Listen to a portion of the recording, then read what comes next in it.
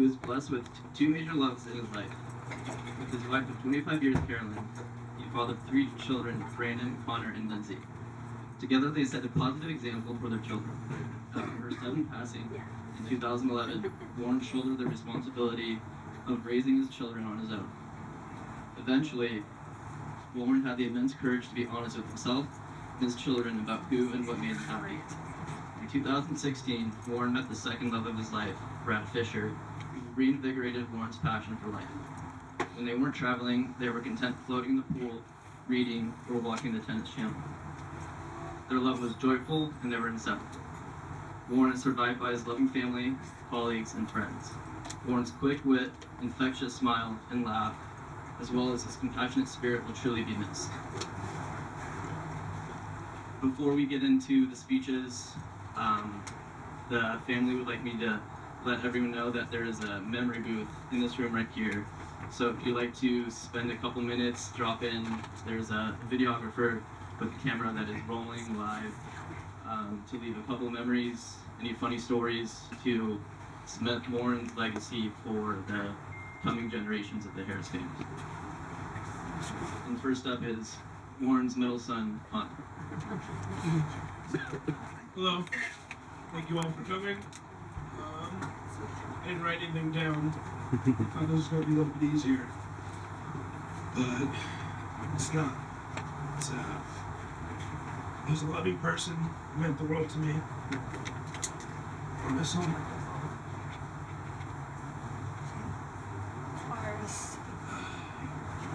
That's really all I gotta say.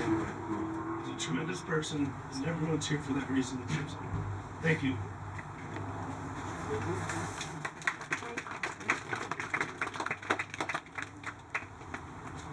Good afternoon. My name is Lindsay Harris, and I am Warren's only daughter. To know Warren Harris was a pleasure, to say the least. I will forever be grateful to have him as not only my father, but also my number one supporter. I think everyone here can agree that he was one of the most respected men they have ever met. He taught me so many life lessons that I will carry with me for the rest of my life. He also taught me to be the kind and loving person I am today. If I had to pick one of my favorite memories with him, I think it would be our Valentine's Day tradition of getting dinner together at Taco Sir.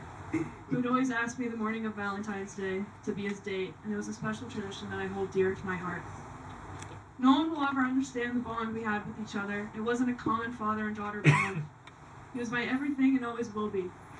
Losing him is more than just losing my father. I also lost my best friend. Dad, you were the strongest person I will ever know. Throughout your whole battle, you never showed that you were in pain. Your body was fighting like hell the whole time, and you still stayed the same kind person and always had a smile on your face. You showed up to all my games regardless of chemo and radiation. Cancer was never going to stop you from being the best father in the world. You gave everything to your kids and continue to push us to reach our full potential. You were loving in a critical way because you knew it was best for us. When I printed out my acceptance letter to Berkeley, I remember you hugging me tight while you were crying, saying how proud you are of me, and that I will go far places. I will always remember you wearing that Berkeley hat. You never took it off. You are so proud, and I will continue to make you proud in Berkeley.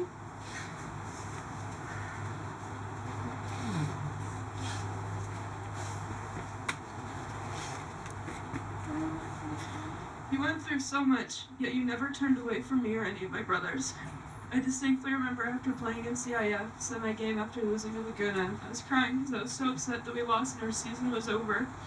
You hugged me and said how amazing I played, and how lucky you are to have me as your daughter. Later, walking up to the car, you handed me flowers and told me that I was forever and will always be your number one star. You can't give me flowers anymore, you can't even watch the live stream, but I know you have the best seat in the whole world watching over me constantly. I feel your presence, and I know you're here with me every single day.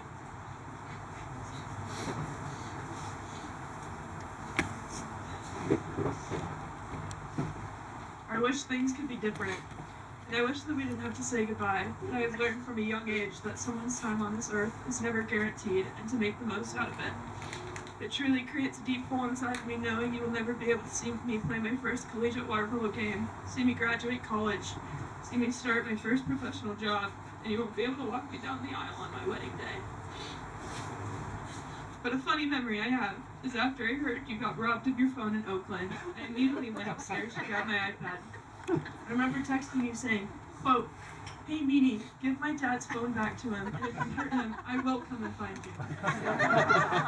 What you did is not nice. However, what I didn't know at the time was that the robber did not see these texts because you had already gotten a new phone. But I will always remember being so protective over you. You truly meant the world to not only me, but everyone in this room. I will love you forever, Dad, and I know your passing is not a goodbye, but rather a see you later. So in the next lifetime, I hope you are there waiting for me with open arms. I love you, Dad.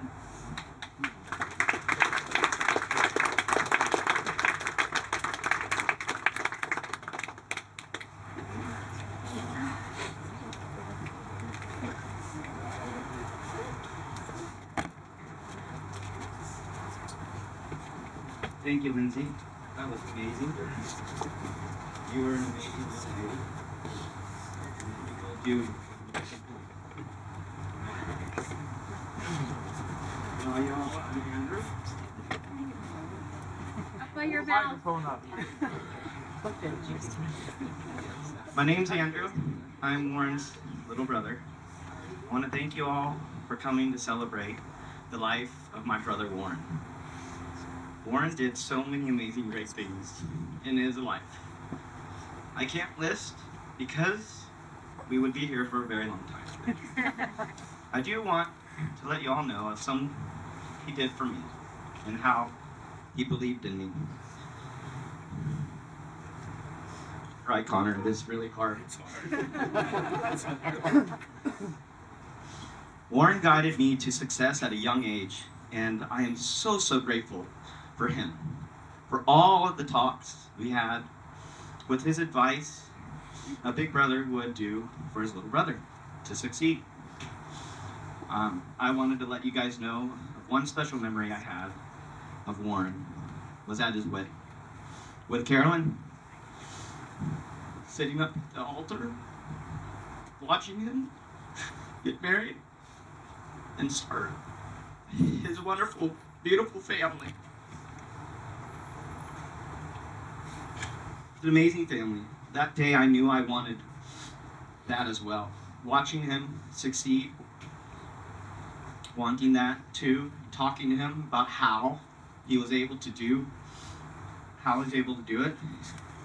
He helped me in so many ways as a big brother would want his little brother to. And as I grew older, I saw how he was able to do it. The same thing to so many others. That's why a lot of you are here. There's a lot of people here that he touched. A lot of people's lives. And he really helped me, mold me to be successful. Warren was amazing at this, and I'm so happy to see all of you here to celebrate and talk about Warren. I said that would be here a long time if I had to list all of those things. But I would like to say one special thing to Brad. Brad, thank you for being in Warren's life. Thank you. Because Warren, since he met you, was so happy and he glowed. A beam of light. And we got to talk about this, him and I, about his life with you and how he was so happy with you by his side. A true rock you are, solid. That Warren not just needed his life, but also to enjoy his life with you. I appreciate you so much because he got to be who he really loved and being by his side through his sickness. Warren got that sickness 2.5 years ago, and Brad, I want you to know, Warren is a great judge of character and people, and he sure was lucky to meet you. Brad, thank you. Thank you very, very much. And I am so glad we're here to celebrate him. And I just want to tell you I love you.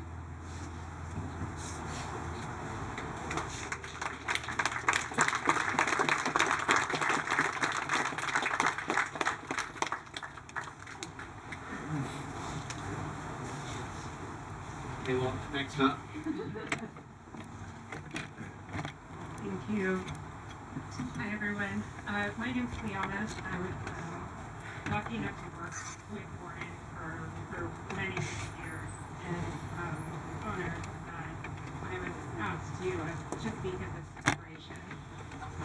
Warren meant so much to me, and I know to everyone here. This is my running down. I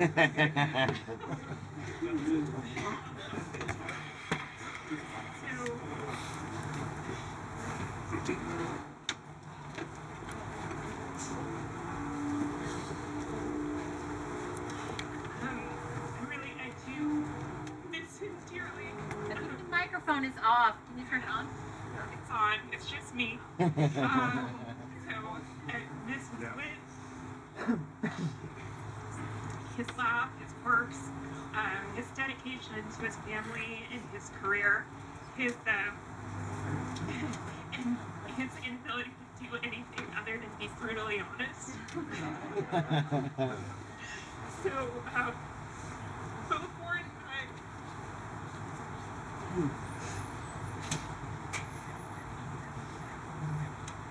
Warren and I are smokers, and you know, poor choices. But some of my fondest memories are the smoke breaks that we used to take. And the amount of time we spent in the parking lot. And while we were there, I got to hear about the kids and their last amazing successes in grad school, big moves, scoring the winning goal, sometimes all the goals. And then, I would share with Warren sort of my trials and tribulations with my son, and he would half jokingly say to me, we all can't be as lucky. But he really never seen a prouder dad.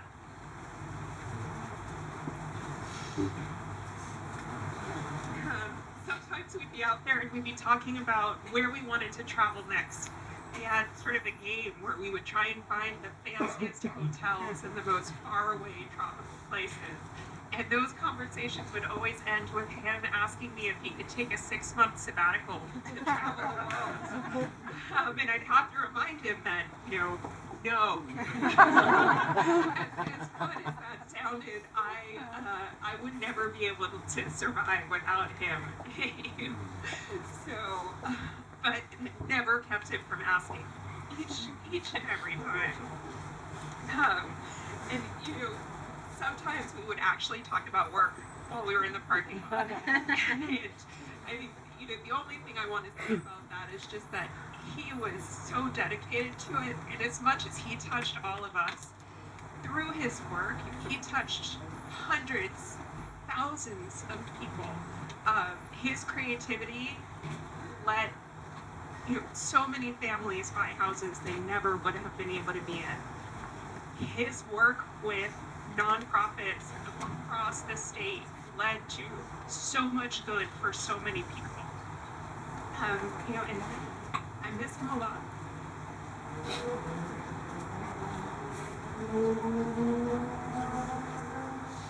Sorry, I know we all do.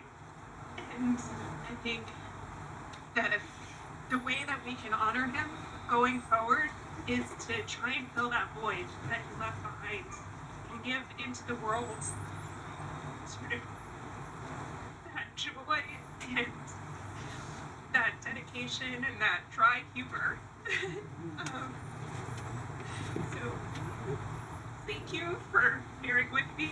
I tried to keep it together as best, but I miss him. I love him. I love you.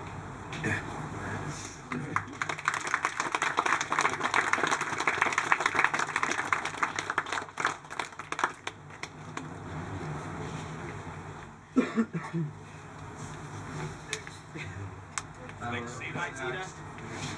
I think seeing others.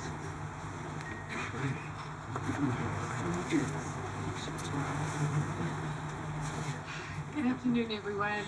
I just want to say a little bit about a man that is so dear to me. In 1992, 1993, I had the good fortune to go to work for an amazing woman by the name of Carolyn Harris. And in going to work, I met this amazing man by the name of Warren Harris. The work was one thing, but what I gained from that experience was 3 amazing children. And I want to tell you, Warren would love this, because Warren loved parties.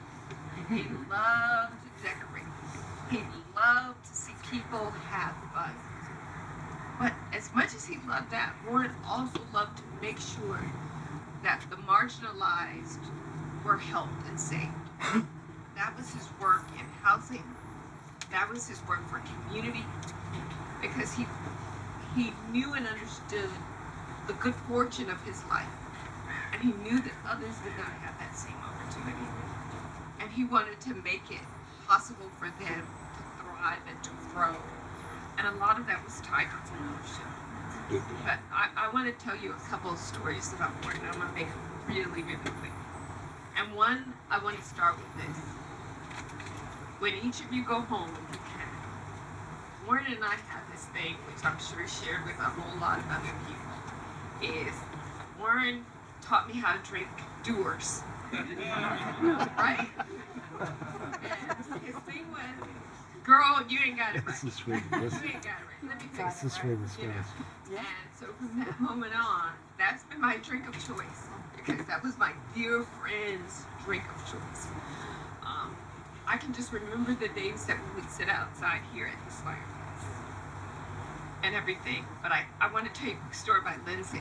I was having these crazy dreams, just crazy dreams.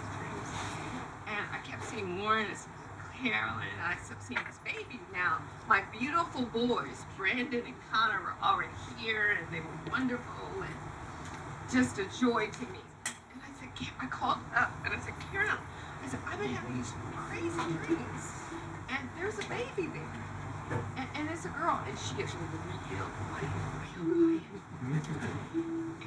she says, I think I'm going to get her, right? And I said, you're going to have girls. I said, and that's why I'm having all these dreams. So when she and Warren go to the doctor, she's told me when they're going. And they're in the car, and I call her, and I say, okay, what's the news? What's the news? I'm just so nervous and anxious. And she goes, they say I have a boy. I said, okay, they're lying. That is a girl. I know it's a girl. I said, forget all that. I said, if you go buy anything for a boy, you're going to have to change it, because it's going to be a little girl. So I hear Warren in the background laughing, right? Don't tell her. And then I'm like, better tell me, because you're having that girl. And she said, I'm having a girl. And you should have heard the joy and the joy. It was wonderful. And then when I got the chance to come and see Lindsay right after she was born, I cried, because I never had children of my own.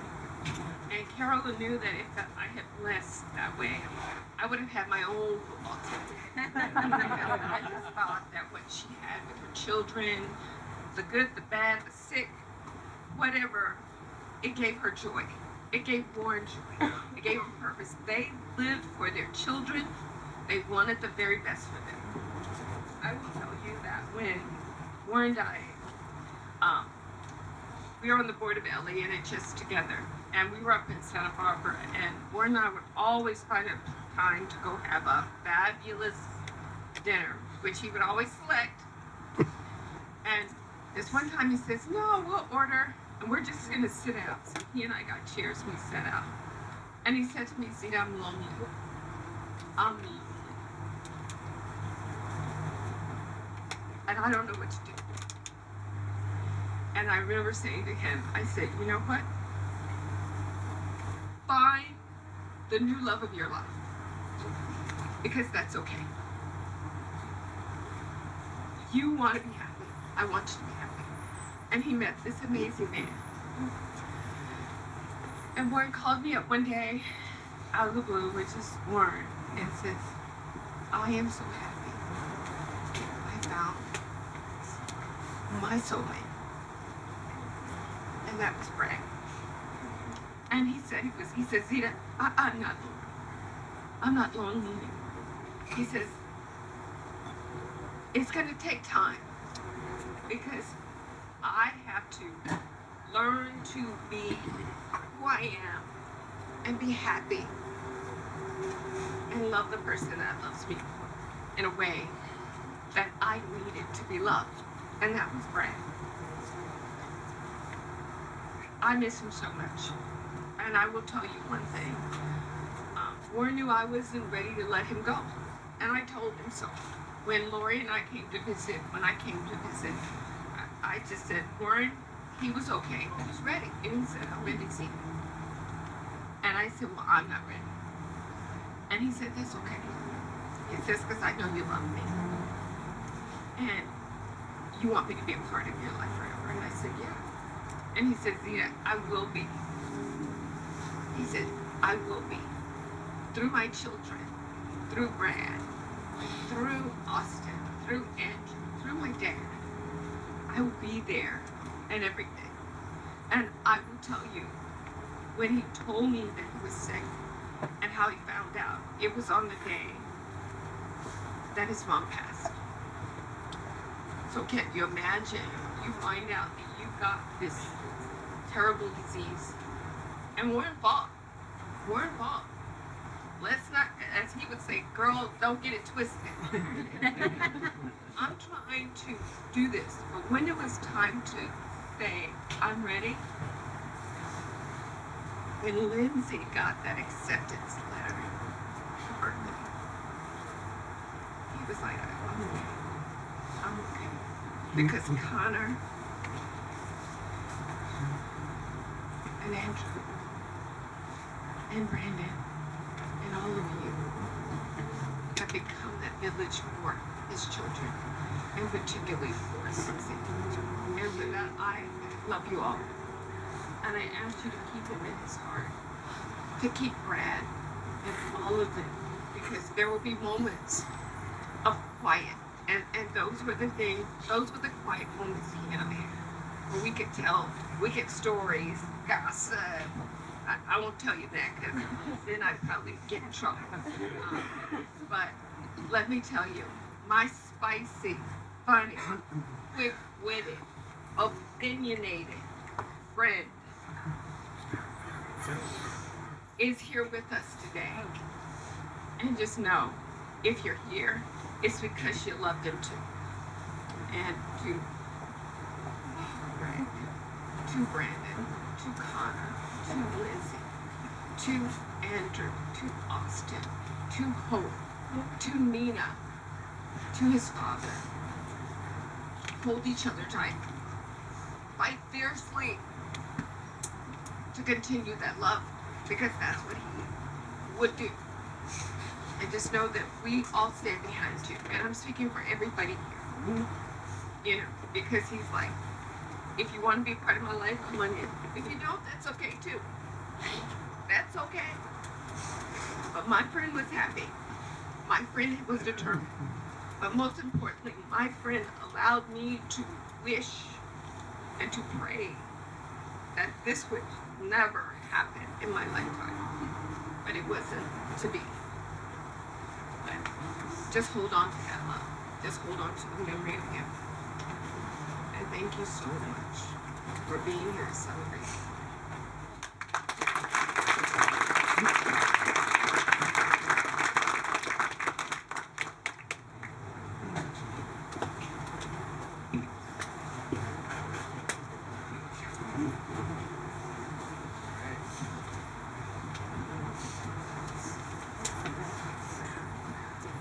Good afternoon, everyone. My name's Austin, And if Warren was here, he would playfully introduce me as his older brother.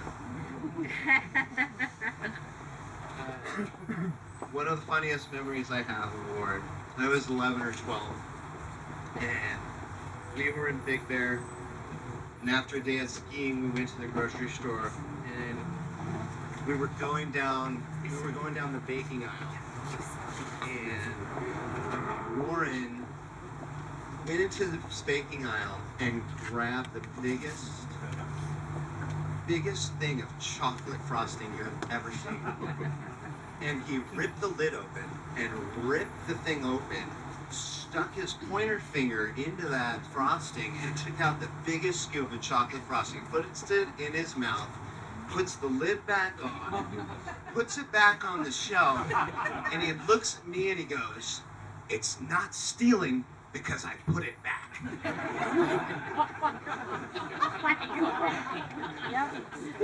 And that is just like, that was Warren, you know, like, and he was a big mama's boy. And to make his mom happy, he learned to play the piano. Then he started to love playing the piano. And Warren played the piano and sang in high school. And as he was so good, he got a little scholarship to Pepperdine University. And when he got to Pepperdine, after a few months, his teachers in the music department saw how good a singer he was. And they increased his scholarship. And he couldn't wait to tell his mom. And my mom was so proud of him, right? And in 1984, he sang in the opening ceremony of the Olympics. And at the end of his journey at Pepperdine, his last year, he was offered a position to sing solo at Carnegie Hall. And there was just one catch.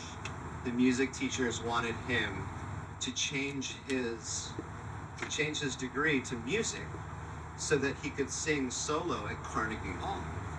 And he's like, no. That means I gotta be 3 more years at Pepperdine. I got plans. I already got a job. So he ended up turning it down, but he could have sang at Carnegie Hall because he was that darn talented.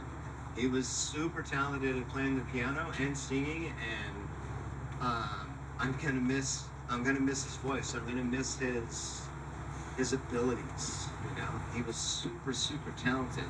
And another one of Warren's greatest attributes was inspiring his family. At one point, Warren had gotten really heavy, and he's finally had enough, and he got the whole family memberships to 24-hour fitness, and he had no time to work out. The only time he could possibly work out was like 4:30 in the morning. So that's what he did. He went to the gosh darn gym like every day at 4:30 in the morning, got a trainer, and before you knew it, he was at 180 pounds, and it was just like, damn, you know? And he inspired his whole family, you know, and showed them that they could do it, you know? And I mean, he was so inspiring all the time. He inspired all the time. And you know, at the end of like him losing all that weight, he had to spend like 15 grand on a new wardrobe, you know. So, Warren, I mean, one of his biggest passions was getting people into their first homes. In 2008, during the housing crisis, President Obama needed him to sit at the table and strategize how to keep people's homes. I mean, he went to Washington, D.C. and strategized. That's how good Warren was at his job. And in 2018, my brother went in front of Congress and he explained to Congress that the number one way to build America's wealth is to get into their first home and quit renting houses. And he asked Congress to increase the funding for the first-time home buyer loan programs from 200 million to $1 billion, and Congress approved it a year later. And thanks to him, like, he's responsible for putting this, or he's a lot more people have the ability to buy homes these days, and it's amazing, and Warren, I could go on and on about Warren's attributes, and at this time I wanted to thank those responsible for putting this celebration on. Thank you, Kim. Thank you, Brandon. And thank you, Brad, the second love of his life, for putting this all on. You guys did an amazing job, and this is the little slice of paradise that Warren and everybody created. But I mean, I will always hold this backyard so dear to my heart because it's so beautiful back here. And so I just wanted everybody to raise your glass and give a toast to Warren. Thank you, Warren, for increasing America's wealth one house at a time.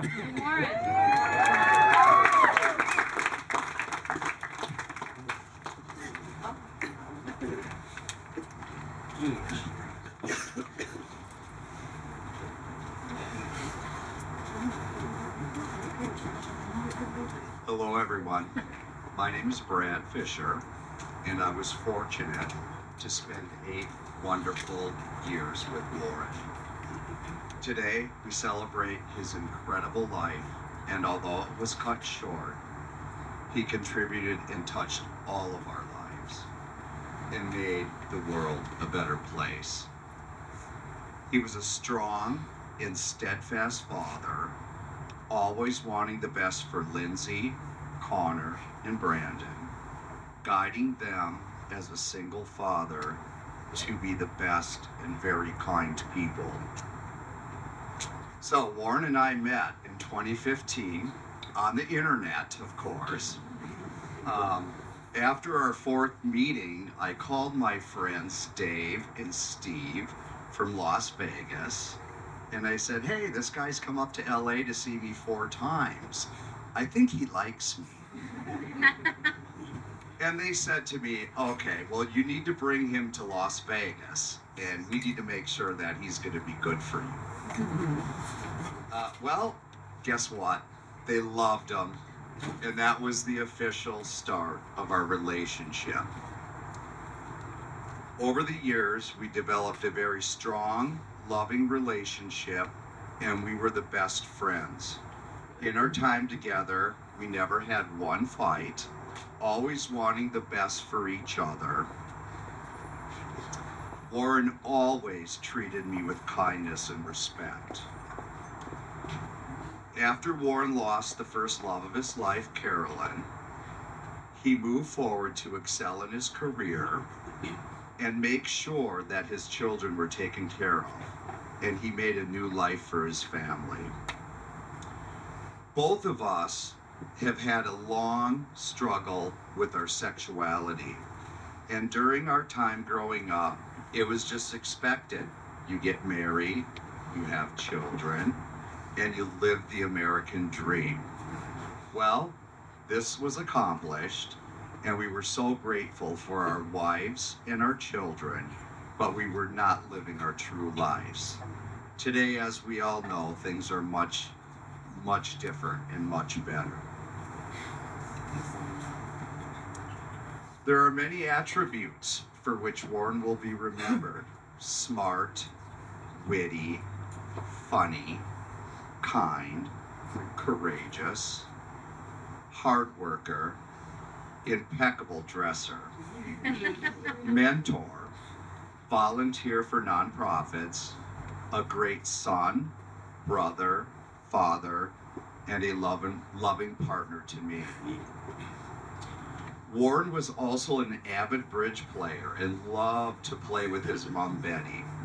He continued to play after she passed, and actually Warren played 2 weeks before he passed away. He was a very talented pianist, singer, and how we miss him hearing him play.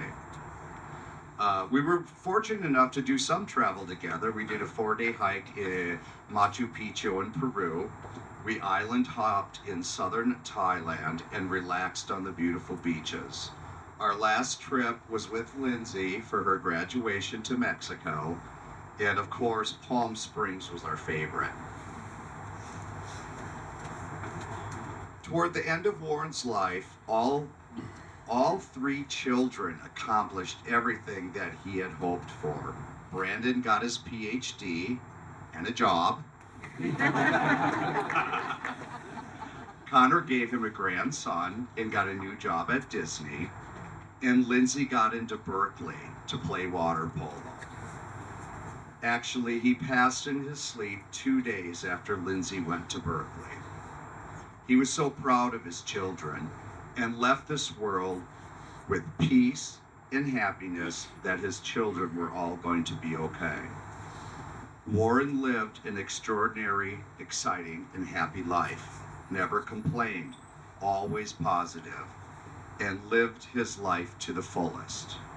He taught me patience, strength during adversity, and he was the kindest best friend in my life. There are special people in our lives who never leave us, even after they are gone. We do not remember days, we remember moments. Don't worry because it's over. Smile because it happened. The best and the most beautiful things in the world cannot be seen or even touched. They must be felt with the heart. Big Warren, I miss you so much, and I thank you for all the love that you gave me. I will see you one day on the other side. I want to thank everyone for celebrating Warren's life today with us. It means a lot to have family and friends here to help take some of the pain and the hurt and the grief away. Also, I wanted to thank the doctors and the nurses at the City of Hope who helped Warren fight the fight, and all the people at hospice who were so kind and wonderful to us and helped make our lives better. Thank you.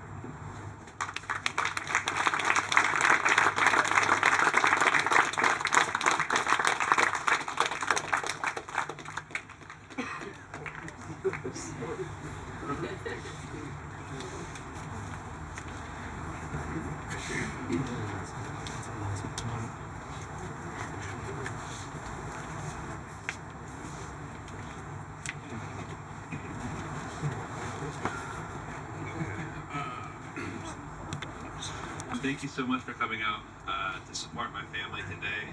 My name is Brandon. I am Warren's eldest. Brandon, we can't hear you. Well, I'm talking into the mic, so let's see if we can turn it up.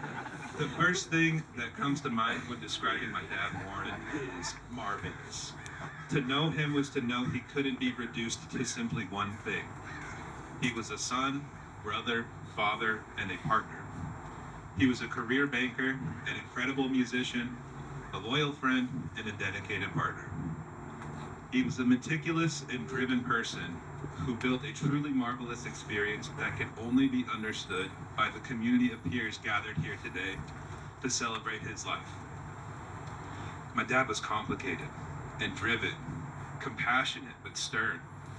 But above all else, he was the most competent and self-assured person I have ever known. He was a loving son and sibling, an incredible mentor and father to his children, and completely devoted to the 2 loves of his life, Carolyn and Bradley. In his career as a loan officer, he was nationally recognized for his accomplishments that we had heard but a few of today. In all aspects of his life, he truly was marvelous. As Andrew touched on earlier, if we wanted to do an itemized list of every great thing that he's ever done, you would all be camping out here for quite a while. But I'm going to try to keep it to just 3 moments in my life that I believe demonstrate this sense of just marvel.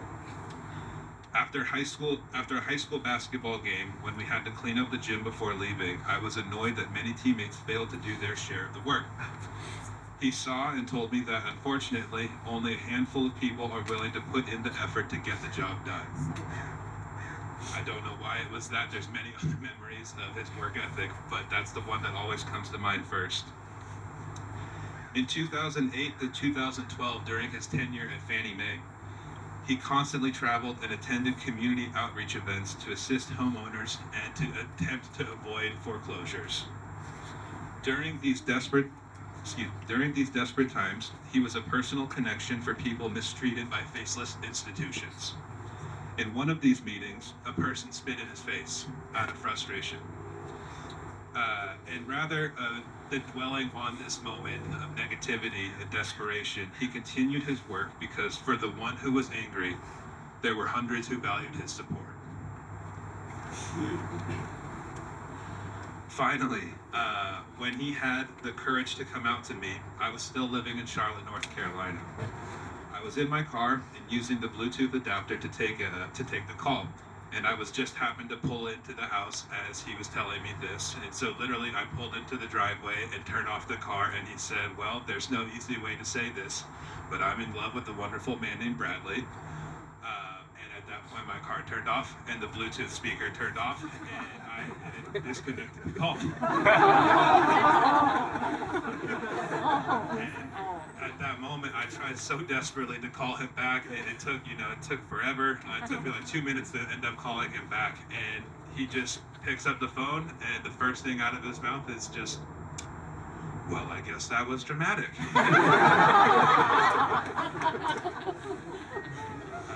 In all of these memories, my dad was marvelous. His work ethic, compassion, and love are the foundation of the relationships with all of us here today. The speakers before me have shared intimate details of my father's life and many aspects of his life with all of you. But as one of the few people who knew and loved all of these aspects from him, he truly was marvelous. Thank you so much for coming out here tonight to support and be here with all of us. We really appreciate all of you being here. It's just a signal that, it was all worth it. This is the group that he built, this is the tribe that he fostered, and he loved all of us dearly. And so, it's a hard day, but it's a good day. And I just want to thank you all for being out here. So, thank you.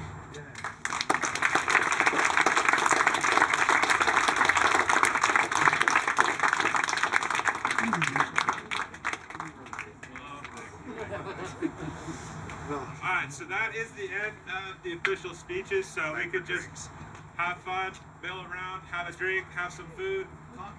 Like I said, in this room we have a video camera going so you can share some memories. There's some bubbles to release to say hello to him up above. Yeah.